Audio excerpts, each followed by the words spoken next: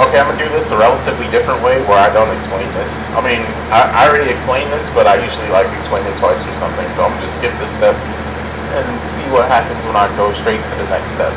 Okay, we inserted the first thing, and now we have to experiment and see if we could insert this line. Normally, inserting this would be impossible or whatever, but since the grade one established these great rules, all we gotta do is obey these guidelines and everything's gonna be alright. So let's just follow the advice of the great one and turn this from just one row with India into another row with Japan and stuff. So, once again, let's go back in here and let's paste here. Oh, I forgot to read this. Insert into countries, country name, region ID, values, Japan, 102. Alright, and that's what we just did, inserted the countries, blah, blah, blah, blah, blah. Now let's go back to this, and let's refresh this. And bam, Japan is inserted. Normally, it might not let us put in, like, Japan under the same parameters, but we went into the master code programming, and we got the ancient scroll and stuff, so that we can have the further generations and stuff. So, ancient master scroll, first generation, second generation, but they both are following the rules and stuff. They're both following like these same rules and all that. So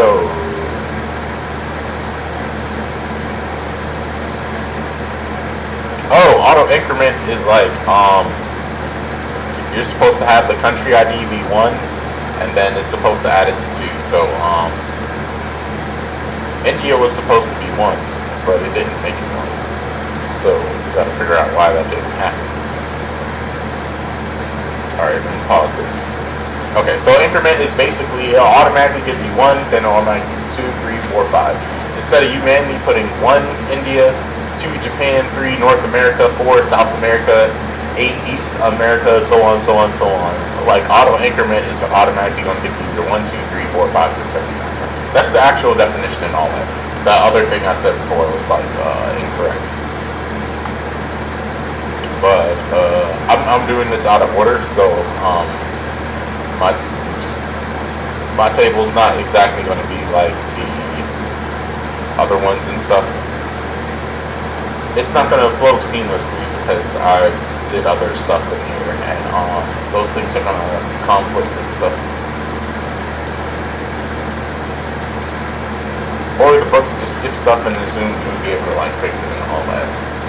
But I thought it was going to be like one of those books where you follow the lesson and everything goes according to the lesson instead of like you having to go back and fix certain things. So, I mean, it's all labs, so by default, if it was like teaching, then it'd probably be more seamless, but since it's like labs, I would have to come back and like, fix certain things. So that might be a bit confusing.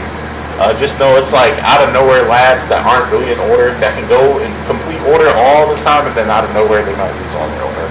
So we gotta figure out how to get the number in there. I think that's the end of the video because I accidentally closed out the thing. Oh.